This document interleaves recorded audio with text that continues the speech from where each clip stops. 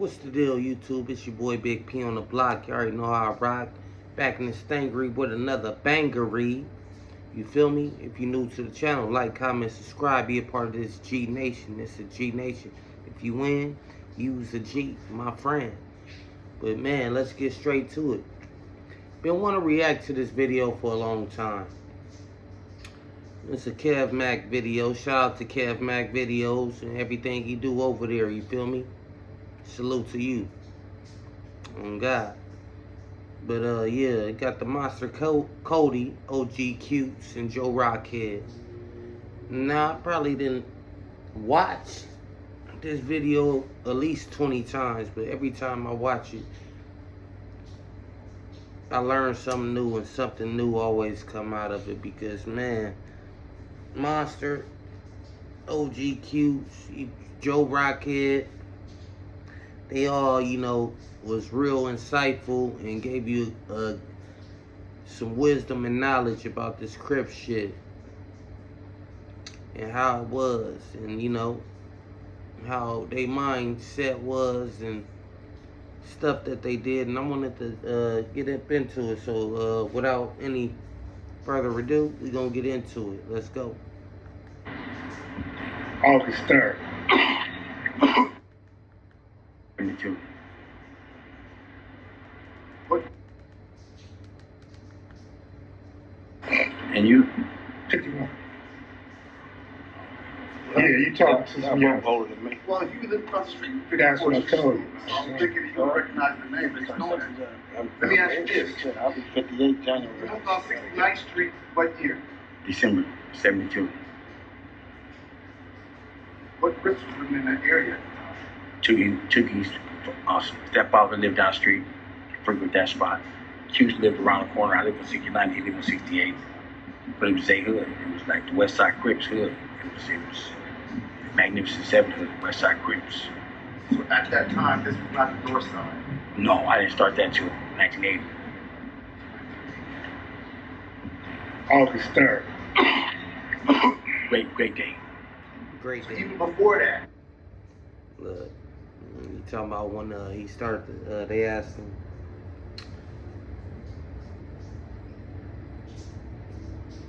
Monster Kody moved on 69th and Dinker in the year 1969. That's what he said.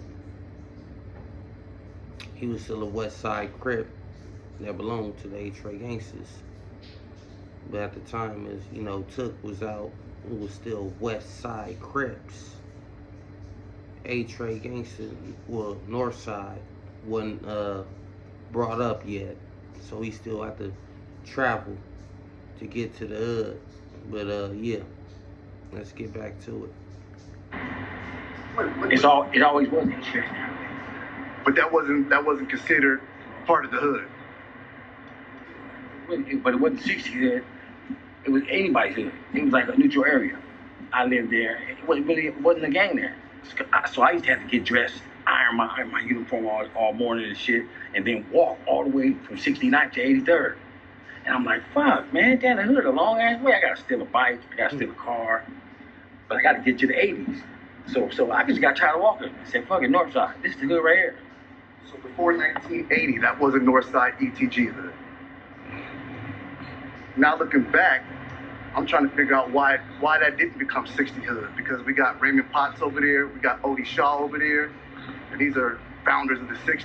So how come that area didn't become rolling 60s? Good question. Yeah. All right, I speak of it. OG Q's about to speak, but I was, rolling 60, asking why, the area that Monster grew up didn't become 60 hood, because it was founders of the 60s down there too. But it was always A-Tray Gangsters down there, and like Monster said, it was nobody's hood. It was neutral. You had Tookie down there. You had OG Cutes, original, West Side Crips. Cutes, part of the Magnificent Sevens. But I'm gonna let Cutes talk right now. When Raymond Potts and the Magnificent Seven, the Dinker Crips, and the Magnificent Seven Crips, we would fight each other, head up fights in the street. We fight T-Bone, we fight with Raymond and them. When I became Shotgun QT, Raymond Potts asked me, they voted me to run the Dinker Crips. They wanted me to run the Dinker Crips because I had already made relations with the West Side Crips. I'd already joined the West Side Crips from our incident with Donald Archie and them. And so when Tookie gave me the keys to start the Crips, I started the first Crips at Harsh Man. When Tookie and them was going to Harsh Man, there was no Crips there. It was just Cafe Boys and Capones. Tookie and them were Capones. The Cafe Boys were the Avenue Hoods, which became the 60 Hood. So the Dinker Crips, when I Yeah, keeps saying when he, Took gave him the keys to start the Dinker Crips and all that, but he said when he went to Worst Man, wasn't no Crips. It was all cliques. Cliques that eventually became gangs. So this shit go deep, but let's keep it going. became the leader of the Dinker Crips. The Dinker Crips, when Odie came back out of YA, they voted me out. And they voted Odie in the run because I was fucking up, going to jail, getting in shit all the time. So I wasn't focused, and then plus I was in another set already. Hey, Odie reminded me of Raymond. Yeah. So let me ask you this. When you first met Raymond Potts, when you first met Odell and Odie Shaw, where were they from? They were Cafe Boys. Raymond Potts was Cafe Boy too. They were all Cafe Boys. Yeah, they were all Cafe Boys. That thing was original 60s though, man. Potts. Original 60s. See, the Dinker Crips. Most gang members that before they hit their transition, they start off, with cliques and shit. So it starts at the schools, from elementary to middle school, and if even in high schools. But by the time high school roll around, most niggas either on their way to initiation with the gang that's already in said neighborhood that they live in, or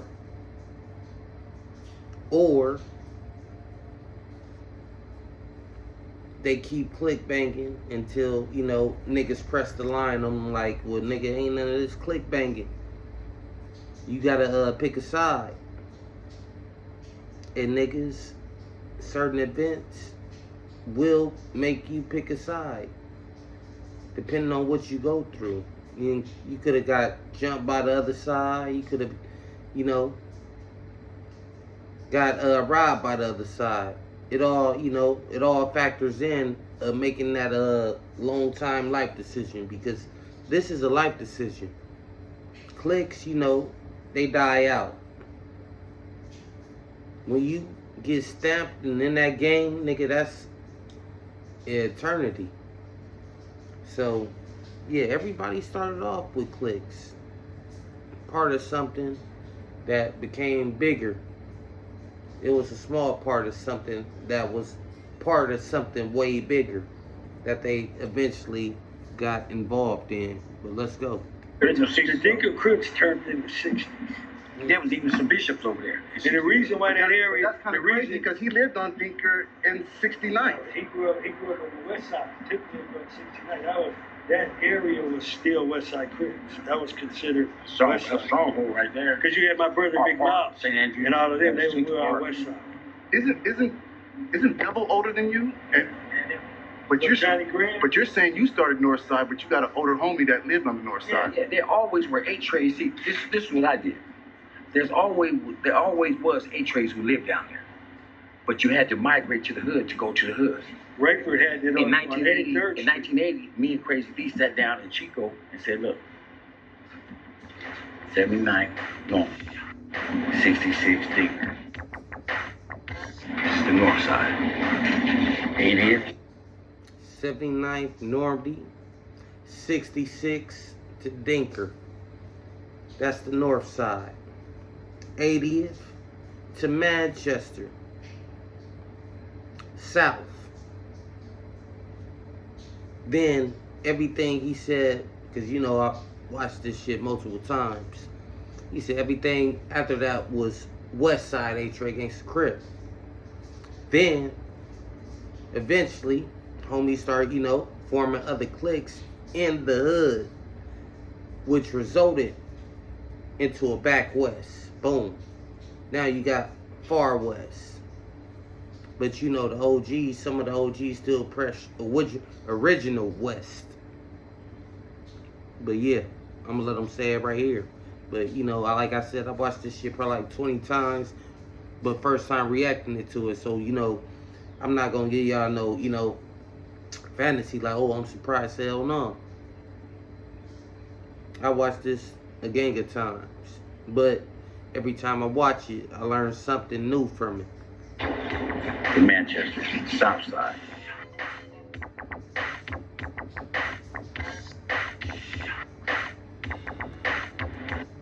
The fantastic thing about hand. My bad, y'all. Got these goddamn ads. You feel me? You mean these niggas getting paid? I ain't on that level shit. But y'all keep rocking with your boy. And you feel me? Eventually, I'm gonna start making some noise out here. Everything else is west.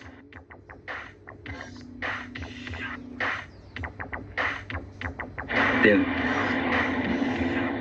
the little homie said, fuck it. 2 years later, back west. Back west.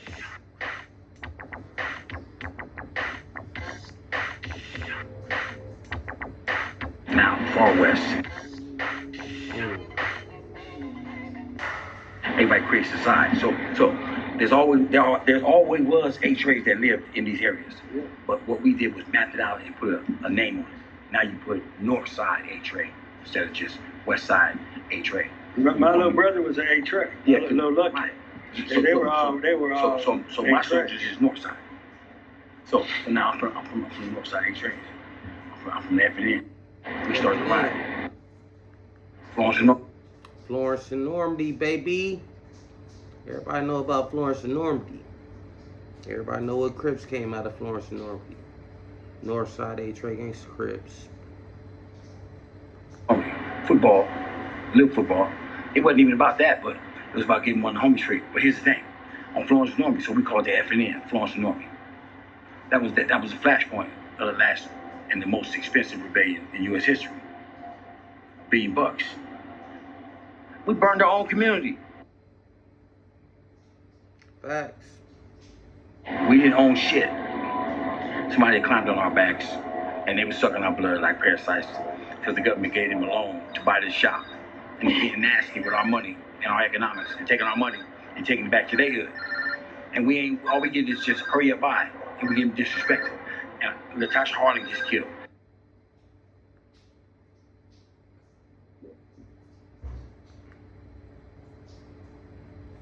Symbol of pain survives flames. Neighborhood rescues market where Latasha Harlan was killed. A little girl going into a convenience store, who was killed by one of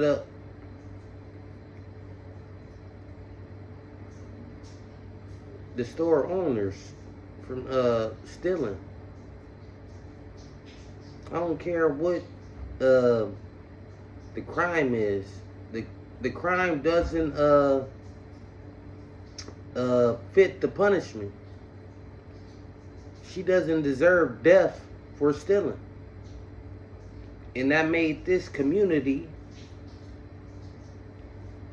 go into uproar and push back on said people, because you got so many people in this community that's predominantly black, but you got Asian people coming in there with their stores, and you got the Hispanics setting up with their shops. Nothing really black owned.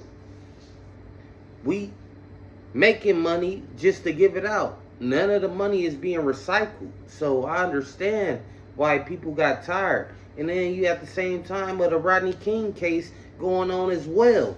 So people just seeing this and it's like you slapping the motherfucker back to back, and people is getting tired of the slaps. Now it's time to slap back. Now it's time to hit you back. But understand it. Most people won't. But if you don't, just have some type of empathy. Or try to, some people can't relate. But put yourself in somebody else's shoes. I bet you, you'll relate real quick. And all kinds of shit just added up. It wasn't about Rodney King. It was about the fact that these dudes was politically astute enough to say, fuck it. They had football brother handcuffed, and the homie said, fuck that, we gotta take him back. And they started mustering with like 18 pigs. This is before the rebellion. Like an hour before, they get their brother back. At the same time, the verdict comes in.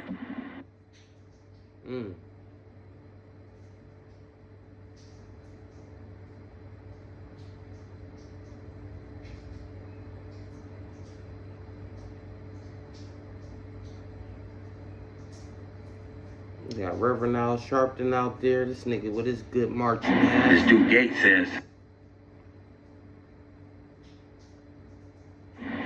all officers come to the stations.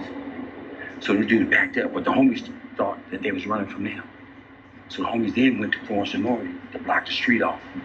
Because the 77 is right down the street. So it wasn't about racism, it was about blocking this street off from any oncoming,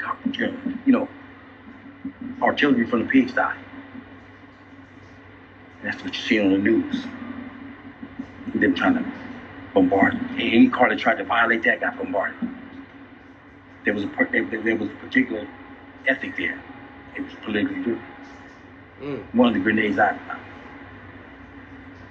planted. He planted. And I'm looking on the news and it's the homies. I said, that's Florence Norrie. I see football, the whole shop, boom. I said, damn. Same time, next day, the American lady named Leon Bean, who wrote that book, Do or Die, came to see me. Now I got on the cover. I didn't think I was gonna get on the cover. I just took the pictures for her. And they made the cover. But then the last chapter was about her book blew up. She came to see me with an American dude named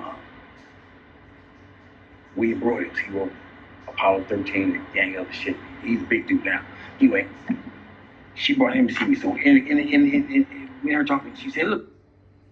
And let me pause it right here, because Monster got the gift. I don't want to say the gift of gab, but he's a natural storyteller. And I'm not saying none of this shit he said is made up, because this is his life story and shit that he lived through. So, but the way he articulate himself and the words, it just like he was there. Every word he expressed, I could see a picture that's playing out like a fucking movie. It's crazy. I don't know how I explain it, but some people got that gift. Some people know how to make a story come to life right in front of your face. Not pumping the story up, not adding extras on it, but just telling it the way it was, and you can put yourself in that situation and it just come to life. Crazy. That's a true art. True art.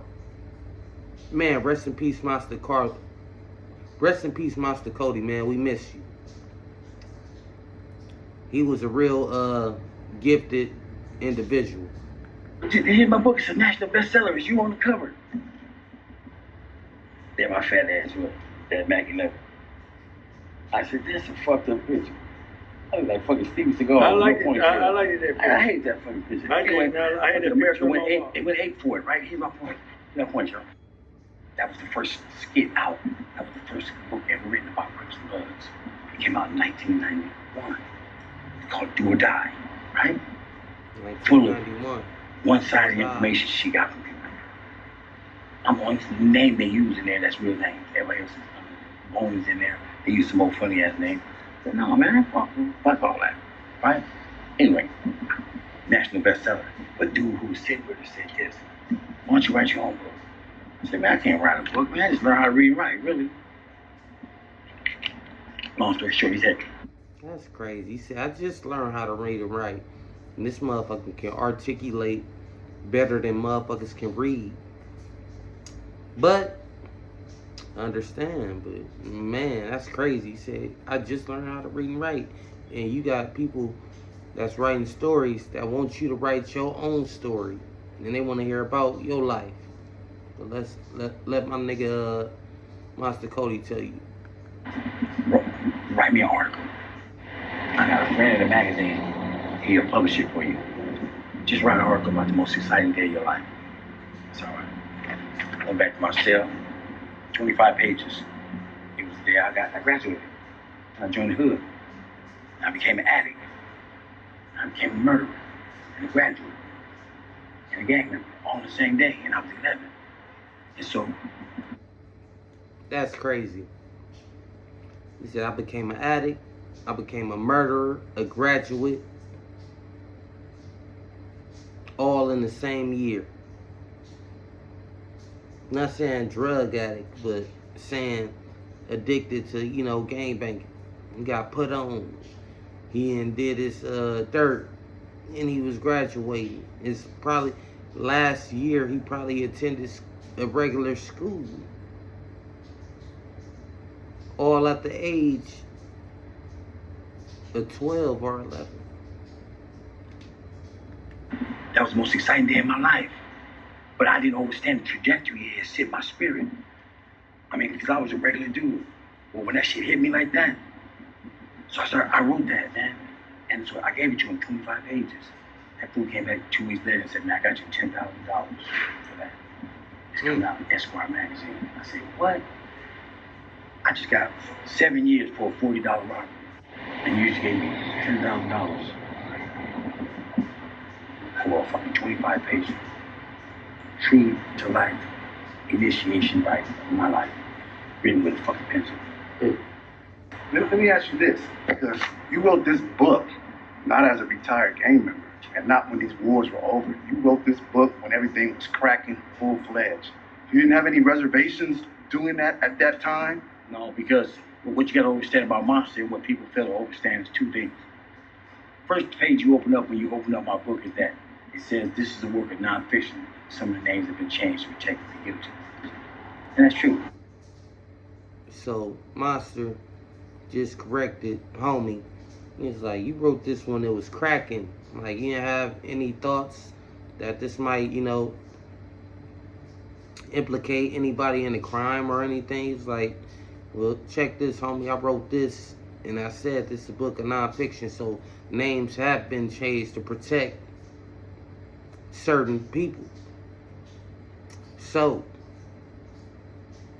I respect Monster always. Never said he did nothing wrong. He telling his story.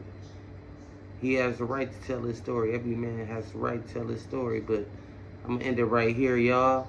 And if y'all want me to continue on this, let me know in the comments. And I will bring you some more.